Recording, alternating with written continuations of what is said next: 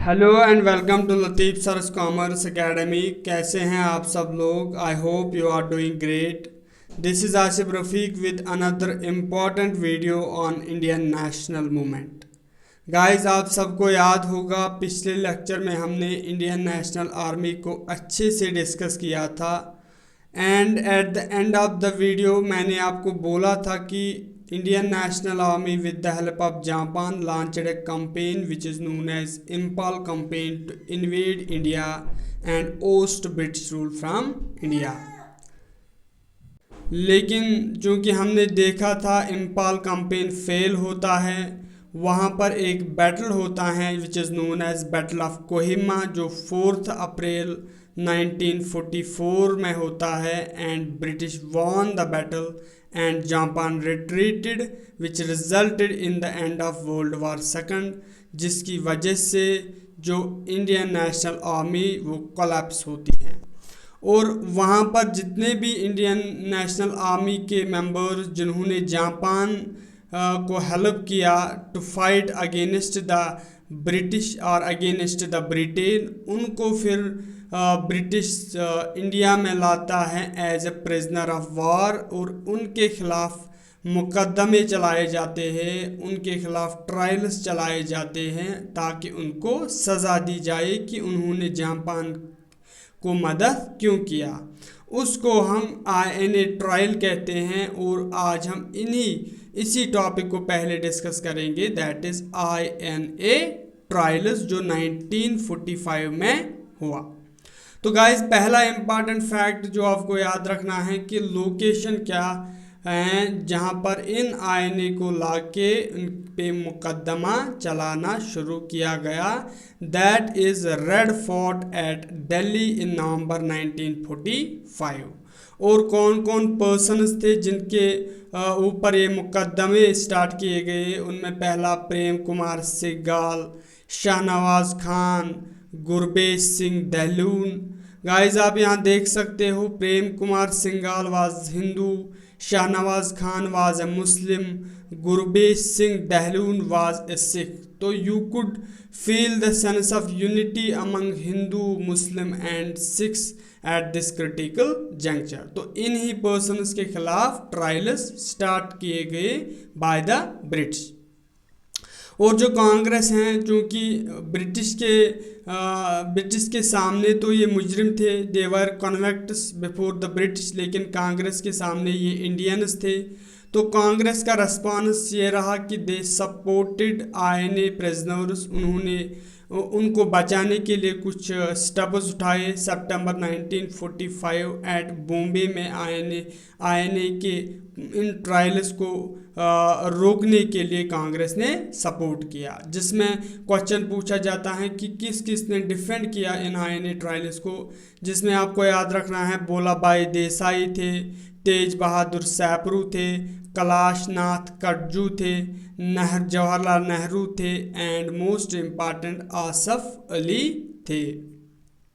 और कौन कौन से काम किए गए इनको सपोर्ट करने के लिए? फर्स्ट, फंड वाज रेज्ड, पैसे जमा किए गए। प्रो INA सेंटिमेंट्स लोगों के दिलों में डाले गए कि ये जो INA है ये इंडियन से, हमें इनको सपोर्ट करना चाहिए। और जितने भी पार्टीज़ इंडिया में थी, चाहे वो मुस्लिम लीग थी, हिंदू महासभा थी, कांग्रेस इटसेल्फ थी, या जितने भी रीजनल पार्टीज़ थे, उन तमाम पार्टीज़ ने सपोर्ट किया इन INA प्रिजनर्स के उनको सपोर्ट किया। तो गाइस, इसी ड्यूरेशन में यानी कि INA ट्रायल्स चल ही रहा था, 3 इम्पॉर्टेंट फेमस रिवोल्ट्स या अपराइजिंग्स इंडिया में होती हैं जो हमें एग्जामिनेशन पॉइंट ऑफ व्यू से पढ़ने हैं, जिसमें थर्ड वन है जो मोस्ट इम्पॉर्टेंट है, जिससे क्वेश्चन पूछने की बहुत ज़्यादा प्रोबेबिलिटी है। तो फर्स्ट जो इम्पॉर्टेंट रिवोल्ट हुआ वो हुआ नवंबर 21, 1945, जो कलकत्ता में हुआ। यहाँ पर जो सोल्जर्स थे, जो ब्रिटिश आर्मी में इंडियन सोल्जर्स थे, उन्होंने प्रोटेस्ट किया फॉर INA ट्रायल्स। INA जो ये इंडियन नेशनल आर्मी की जो प्रिजनर्स ऑफ वार बना के लाया है ब्रिटिशर्स ने, इनको बचाने के लिए सोल्जर्स ने प्रोटेस्ट किया कलकत्ता में ऑन 21 1 नवंबर 1945। तो ये था पहला इम्पॉर्टेंट रिवोल्ट। 2 फरवरी 1946 में दूसरा रिवोल्ट होता है जो कलकत्ता में होता है। यहाँ पर इसलिए रिवोल्ट होता है क्योंकि एक आईएनए ऑफिसर जिसका नाम राशिद अली होता है उसको जेल भेजा जाता है फॉर 7 ईयर्स। तो 7 ईयर्स का जेल 7 ईयर्स सेंटेंस दी जाती हैं राशिद अली को, जिसके अगेंस्ट में एक और रिवोल्ट खड़ा होता है Feb 16, 1946 in Calcutta again. And third and most important from the examination point of view is on Feb 18, 1946 जो बॉम्बे में हुआ। गाइज आपको याद रखना है पहले दो कोलकाता में होते हैं लेकिन थर्ड इम्पॉर्टेंट वाला बॉम्बे में होता है। तो यहाँ पर स्ट्राइक की जाती है, हड़ताल किया जाता है by royal Indian navy ratings. Guys आपको लग रहा होगा ये रॉयल इंडियन नेवी रेटिंग्स किसी शिप का नाम हो या किसी पर्सन का नाम होगा। गाइज एक्चुअली ये एक ऑफिसर पोस्ट का नाम है। जिस तरीके से आप इस टाइम फाइनेंस अकाउंटेंट के लिए प्रिपरेशन कर रहे हो, टुमारो आप FAA बन जाओगे, जो इसी तरीके से रॉयल इंडियन नेवी रेटिंग्स एक ऑफिसर पोस्ट का नाम था। और इस पे जो बंदा बैठा था वो बिलोंग करता था HMST तलवार शिप। ये क्वेश्चन बहुत सारे एग्जाम्स में पूछा गया है कि रॉयल इंडियन नेवी रेटिंग्स किस शिप से बिलोंग करता है, तो HMST तलवार शिप। तो इस बंदे को अरेस्ट किया गया क्योंकि इसने अपनी शिप पे लिखा था क्वाइट इंडिया।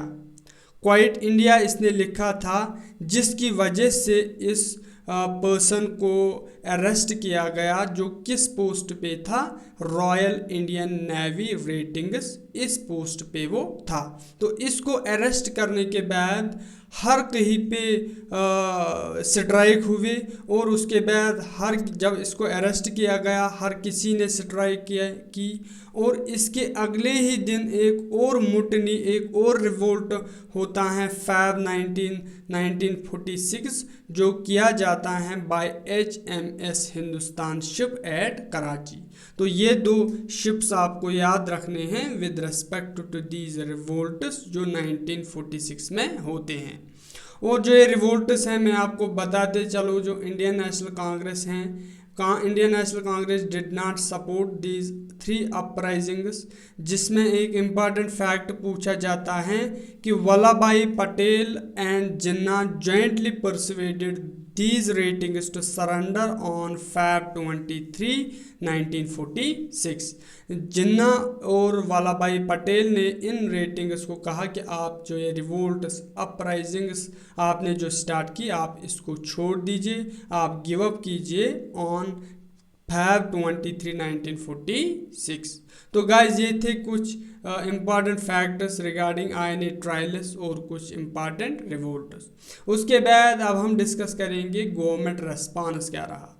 तो गाइज गवर्नमेंट को अब लगा कि जो इंडियंस हमारे आर्मी के में काम कर रहे हैं उन्होंने भी अब रिवोल्ट स्टार्ट किया, उन्होंने भी अब प्रोटेस्ट स्टार्ट किया, जिसकी वजह से government suspended the sentence imposed on INA convicts. जो ये INA मुजरिम जिनको ब्रिटिश कह रही थी उन पे जो सज़ा दिया जा रहा था उसको सस्पेंड किया गया, क्योंकि गवर्नमेंट को लगा कि अगर हमने उनको सज़ा दी तो यहाँ पर एक बड़ा रिवोल्ट हो सकता है। दूसरा इम्पॉर्टेंट रेस्पॉन्स जो गवर्नमेंट के द्वारा देखने को मिला that was it sent cabinet mission to India, जो हम इसी लेक्चर में डिस्कस करेंगे। तो इस कैबिनेट मिशन को डिस्कस करने से पहले एक छोटी सी इंफॉर्मेशन मैं आपके साथ शेयर करना चाहता हूं, that is election 1945। Cabinet mission तो 1946 में आया, लेकिन 1945 में इलेक्शंस होते हैं जिसके रिजल्ट्स के मुतालिक आपको क्वेश्चन पूछा जा सकता है। तो जो सेंट्रल लेजिस्लेटिव काउंसिल थी वहाँ पर टोटल 102 सीट्स थे, 102 सीट्स थे, जिसमें 57 सीट्स इंडियन नेशनल कांग्रेस ने जीत ली।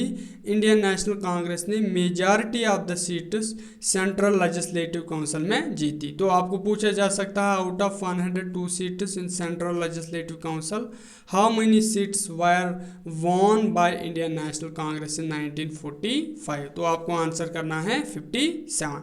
इसके बाद जो प्रोविंसेस थे इस टाइम, जिस तरीके से इंडिया में इस टाइम बहुत सारी स्टेट्स हैं, यूनियन टेरिटरीज हैं, उस टाइम स्टेट्स के बदले जो टर्म यूज़ की जाती थी दैट वाज प्रोविंस, जो मैं आपको इस लेक्चर सीरीज़ के ड्यूरेशन में बताते आ रहा हूँ पहले से ही। तो प्रोविंसेस में भी इंडियन नेशनल कांग्रेस ने एक अच्छी परफॉर्मेंस दिखाई, हर कहीं पर मेजॉरिटी लाई एक्सेप्ट 3 प्रोविंसेस, जहाँ बंगाल, सिंध एंड पंजाब, जहाँ पर मुस्लिम लीग ने मेजॉरिटी में आई। तो आपको पूछा जा सकता है कि इनमें से किस प्रोविंस में इंडियन नेशनल कांग्रेस ने मेजॉरिटी में नहीं थी प्रोविंसेस में। तो आपको याद रखना है बंगाल, सिंध एंड पंजाब। इसके बाद अगर हम इस इलेक्शन के रिजल्ट्स को एवेलुएट करेंगे, if we make an assessment of the results of election 1945, तो we can deduce the fact that Congress came as a major political party in India. क्योंकि आप देखिए सेंट्रल लेजिस्लेटिव काउंसिल में भी मेजॉरिटी में आ रही है और मेजॉरिटी ऑफ प्रोविंसेस में भी मेजॉरिटी में आई है इंडियन नेशनल कांग्रेस। उसके बाद आज का जो मेन इंपॉर्टेंट टॉपिक है दैट इज कैबिनेट मिशन 1946, जिसकी declaration British prime minister Lord Attlee ने की ऑन 15 मार्च 1946। जो ब्रिटिश पीएम थे उस टाइम लॉर्ड एटली, उसने ब्रिटेन के पार्लियामेंट में ये अनाउंस किया, ये डिक्लेयर किया कि हम एक मिशन भेजेंगे इंडिया, एक मिशन विजिट करेगा इंडिया, जिसका नाम रखा गया ब्रिटिश कैबिनेट मिशन। ये डिक्लेरेशन 15 मार्च 1946 को किया गया।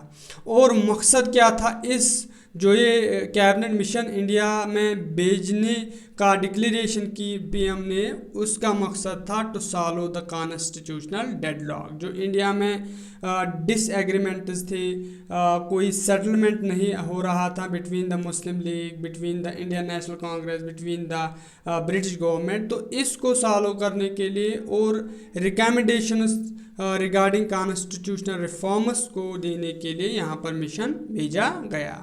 और ये मिशन इंडिया में न्यू दिल्ली में 24 मार्च 1946 को पहुंचा। तो गाइस आपको ये 2 डेट्स याद रखने हैं क्योंकि डिक्लेरेशन अलग हैं और फिर वो मिशन यहाँ पर 24 मार्च पहुंचा 1946 एट दिल्ली। उसके बाद फॉर्मेशन अगर हम देखेंगे इस मिशन में 3 मेंबर्स थे जो आपको इम्पॉर्टेंट याद रखने हैं। First is Lord Pethick Lawrence, जो इसके हेड थे, चेयरमैन थे इस मिशन के। दूसरे थे एवी अलेक्जेंडर और तीसरे थे सर स्टैफोर्ड क्रिप्स। गाइस जब मैंने आपको क्रिप्स मिशन पढ़ाया था, ये वही सर स्टैफोर्ड क्रिप्स हैं जिसने यहाँ पर क्रिप्स मिशन लाया था। तो ये 3 इंपॉर्टेंट मेंबर्स हैं कैबिनेट मिशन के।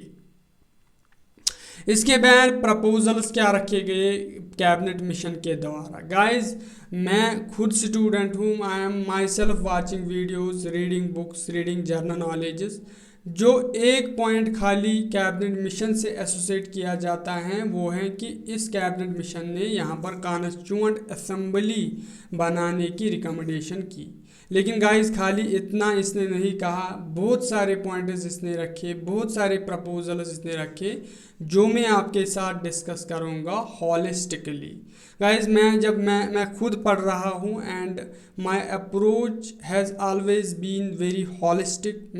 जब मैं कुछ पढ़ता हूँ तो अच्छे से पढ़ता हूँ और मैं यही अप्रोच पढ़ाने में भी रखता हूँ कि जब मैं किसी को कोई चीज़ पढ़ाऊँ तो I adopt holistic approach to that as well. तो मैं नहीं चाहता हूँ अदरवाइज़ मैं भी 10 या 15 लेक्चर्स में सारा ये इंडियन फ्रीडम स्ट्रगल ख़त्म कर सकता था। लेकिन मैं चाहता हूँ कि हर एक पॉइंट, अगर आप इस टाइम मॉडर्न हिस्ट्री पढ़ रहे हो तो ज़िंदगी के किसी भी पॉइंट पे आपको फिर से ये पढ़ने की ज़रूरत नहीं पड़नी चाहिए। तो पहला इम्पॉर्टेंट प्रपोजल जो कैबिनेट मिशन में रखा गया, it was rejection of demand of Pakistan. जो मुस्लिम लीग बहुत अरसे से पाकिस्तान की डिमांड कर रहा था, उसको रिजेक्ट किया है कैबिनेट मिशन ने। ये इम्पॉर्टेंट प्रपोजल, क्योंकि स्टेटमेंट बेस्ड क्वेश्चंस में आपको पूछा जा सकता है। दूसरा important proposal, grouping of existing provincial assembly into 3 sections. Guys, जिस तरीके से इस टाइम बहुत सारे स्टेट्स हैं, उस टाइम इंडिया में बहुत सारे प्रोविंसेस हैं, और इस मिशन ने कहा कि जो ये प्रोविंसेस हैं हम इनको सेक्शंस में डिवाइड करेंगे। बहुत सारे प्रोविंसेस को मिला के एक सेक्शन बनाएंगे, बहुत सारे प्रोविंसेस को मिला के दूसरा सेक्शन बनाएंगे। तो इसने 3 सेक्शंस की बात की। पहला इम्पॉर्टेंट सेक्शन, सेक्शन ए, दूसरा इम्पॉर्टेंट सेक्शन, सेक्शन बी, और तीसरा important section, section 3, section C. और सेक्शन ए में रखा गया जो भी प्रोविंसेस जहां पर हिंदू मेजॉरिटी में हैं वो सेक्शन ए में रखे गए, और जो दूसरा सेक्शन, सेक्शन बी, जहां पर मुस्लिम मेजॉरिटी में है लेकिन नॉर्थ वेस्ट, फॉर एग्जांपल अगर ये इंडिया है, सॉरी गाइस मेरी मैपिंग अच्छी नहीं है, ये जो नॉर्थ वेस्ट वाला पार्ट है यहाँ पर जो मुस्लिम्स मेजॉरिटी में हैं उनको हम सेक्शन बी में रखेंगे, और जो ये नॉर्थ वेस्ट वाला पार्ट है यहाँ पर जो मुस्लिम्स मेजॉरिटी में है इन प्रोविंसेस को हम सेक्शन सी में रखेंगे। तो this was the second important proposal of cabinet mission. Third proposal जो रखा गया कैबिनेट मिशन में, that was pertaining to the constitutions. India में 3 कॉन्स्टिट्यूशंस बनेंगे। फर्स्ट, फॉर ईच प्रोविंस, हर प्रोविंस अलग अलग लेवल पे अपना अपना कॉन्स्टिट्यूशन बनाएगा। सेकंड, सेक्शन वाइज कॉन्स्टिट्यूशन, जो मैंने अभी आपको बोला, section A, section B, section C, हर किसी एक सेक्शन के लिए एक अलग अलग कॉन्स्टिट्यूशन बनेगा। दूसरा, थर्ड, हर एक सारे प्रोविंसेस के लिए सारे सेक्शंस को मिला के एक और कॉन्स्टिट्यूशन बनाया जाएगा जिसका नाम रखा गया यूनियन कॉन्स्टिट्यूशन। और इसी यूनियन कॉन्स्टिट्यूशन में defence, communication and external affairs के सब्जेक्ट्स रखे जाएंगे। तो this was the third important proposal of cabinet mission. उसके बाद सबसे इम्पॉर्टेंट जो हर बुक में मेंशन है, constituent assembly to be elected by the provincial assembly by the proportional representation. यानी कॉन्स्टिट्यूएंट असेंबली, इसी मिशन ने रिकमेंडेशन डाली क्या कॉन्स्टिट्यूएंट असेंबली को बनाने के लिए। लेकिन आपको याद रखना है जो कॉन्स्टिट्यूएंट असेंबली के मेंबर्स हैं उनको इंडिया के लोगों ने नहीं इलेक्ट किया है, उनको इंडिया के लोगों ने नहीं चुना है, बल्कि उनको चुना है जो प्रोविंशियल असेंबलीज थे, जो प्रोविंशियल असेंबलीज में एग्जिस्टिंग इलेक्टेड मेंबर्स थे, उन्होंने उनको इलेक्ट करके कॉन्स्टिट्यूएंट असेंबली में भेजा by proportional representation. Proportional representation polity का एक टॉपिक है, अगर कभी मौका मिले तो I am damn sure to discuss to put forth my brights on this topic as well. और एक छोटा सा नोट मैंने लिखा है, वीक सेंटर जो कैबिनेट मिशन के अकॉर्डिंग सेंटर जो पोजीशन थी वो बहुत वीक थी, क्योंकि रेजिडुअल पावर्स प्रोविंसेस के हाथों में दिया गया था। तो यहाँ पर मैं आपके लिए एक क्वेश्चन छोड़ता हूँ कि इस टाइम, जिस टाइम मैं लेक्चर रिकॉर्ड कर रहा हूँ, इस टाइम इंडियन कॉन्स्टिट्यूशन के अकॉर्डिंग रेजिडुअल पावर्स किसके अंडर में हैं? क्या वो स्टेट्स के अंडर हैं या क्या वो सेंटर के अंडर हैं? उसके बाद जो नेक्स्ट प्रपोजल रखा गया, that was pertaining to the princely states. Princely states को कहा गया कि they are no longer under the paramounts या ब्रिटिश गवर्नमेंट। अब प्रिंसली स्टेट्स को ब्रिटिश गवर्नमेंट कोई प्रोटेक्शन नहीं देगी। प्रिंसली स्टेट्स को ये ऑप्शन है, they are free to enter into an arrangement with succession government और ब्रिटिश गवर्नमेंट। यहाँ तक वो जो इंडिया में आने वाली गवर्नमेंट हैं, जो अगली गवर्नमेंट बनेगी, यहाँ तो वो उसके साथ मिलके रहे या तो वो ब्रिटिश गवर्नमेंट के साथ ही रहे। उसके बाद आफ्टर 5 ईयर्स जो प्रोविंसेस हैं जो मैंने आपको बोला था कि यहाँ पर बहुत सारी प्रोविंसेस हुआ करती थी, उनको ऑप्शन है, उनको आफ्टर 5 ईयर्स 5 साल के बाद उनके पास ये ऑप्शन होगा कि वो एक सेक्शन से निकल के दूसरे सेक्शन को ज्वाइन कर सकता है। फॉर एग्जांपल मैंने यहाँ पर बोला था section A, section B, section C.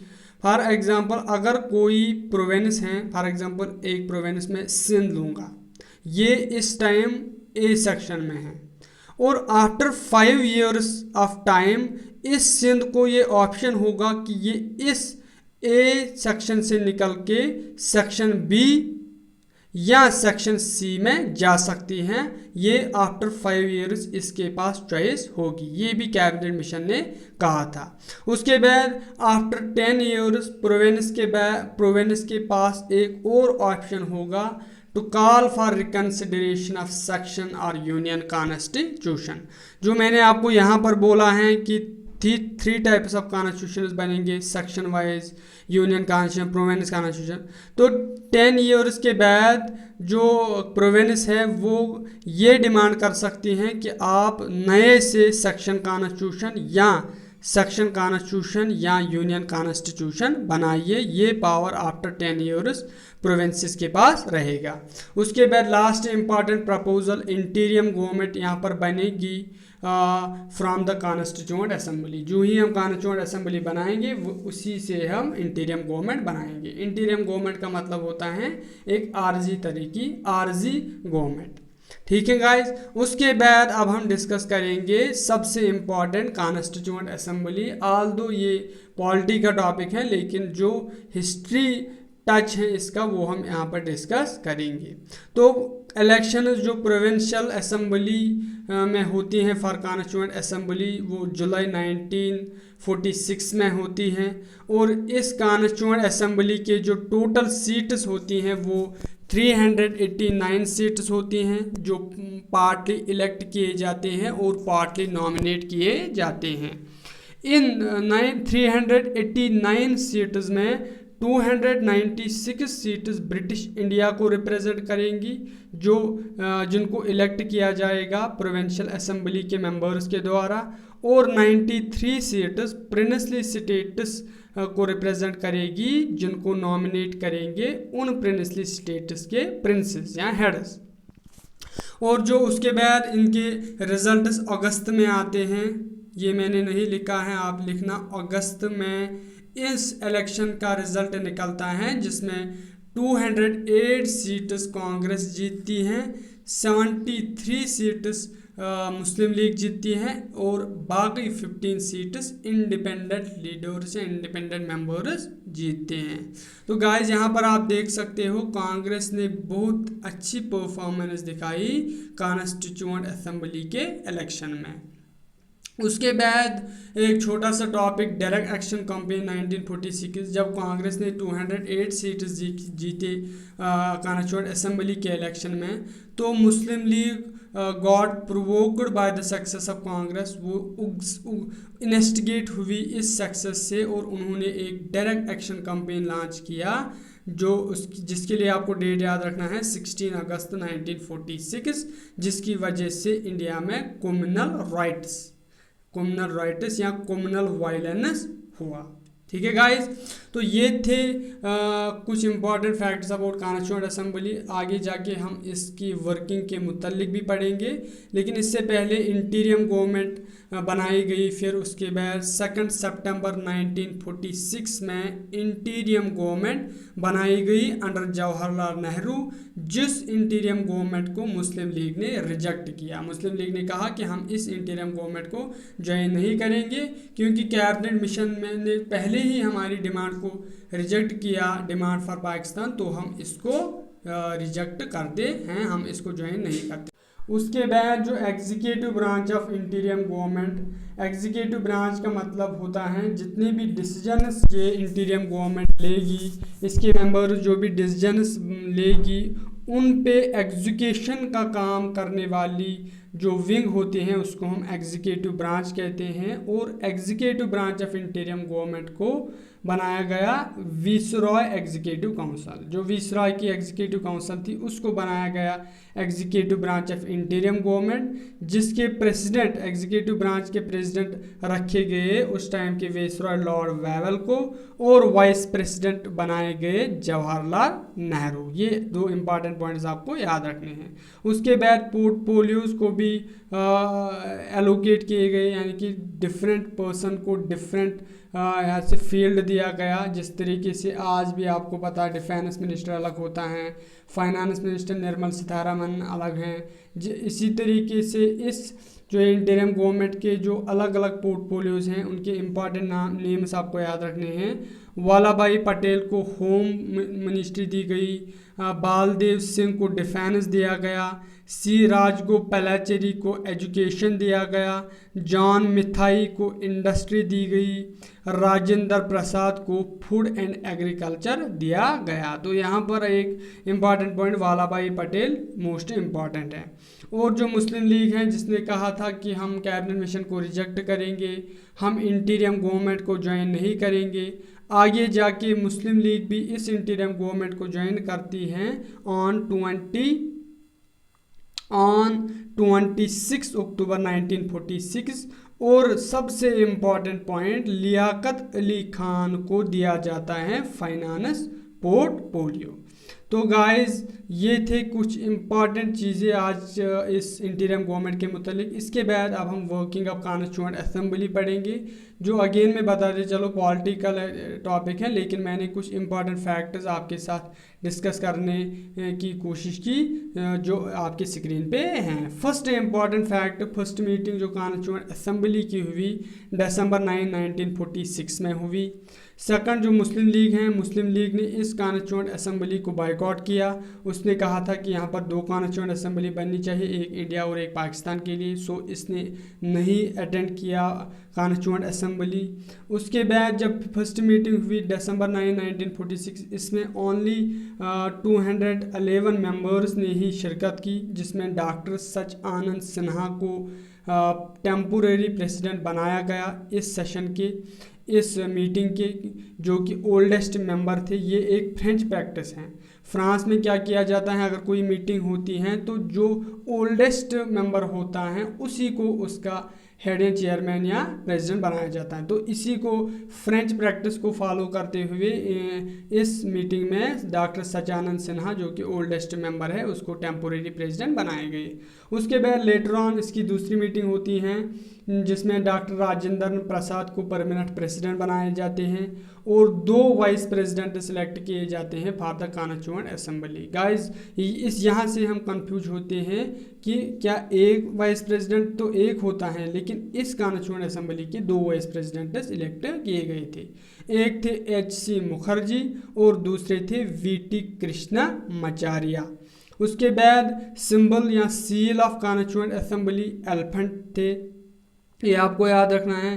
Constitutional adviser B.N. Rao थे, जो कॉन्स्टिट्यूशनल एडवाइज़र या आप in other word legal adviser कह सकते हो। उसके बाद सेक्रेटरी जो कॉन्स्टिट्यूशनल असेंबली के थे वो थे H.V.R. अय्यर। और जो ये कॉन्स्टिट्यूएंट असेंबली हैं इसने फिर बनाया कॉन्स्टिट्यूशन ऑफ इंडिया, जिसके अकॉर्डिंग इस टाइम हमारी कंट्री इंडिया को चलाया जाता है, गवर्न की जाती है। तो गाइस अगर पॉलिटी में होता तो फिर मैं आपको पढ़ाता ड्राफ्टिंग कमेटी के मेंबर्स, उसके बाद इंडिपेंडेंस एक्ट में से कौन कौन से चेंजेस कॉन्स्टिट्यूएंट असेंबली में आई, उसके बाद में आपको कॉन्स्टिट्यूशन के हर आर्टिकल को आपके साथ डिस्कस करता है। लेकिन इस टाइम हम we are dealing with the modern history Indian freedom struggle, so we are not supposed to penetrate और delve deep into those topics. तो गाइस ये था आज का lecture. If you find my videos helping you please like share and comment. बाकी अल्लाह हाफिज़, bye, okay.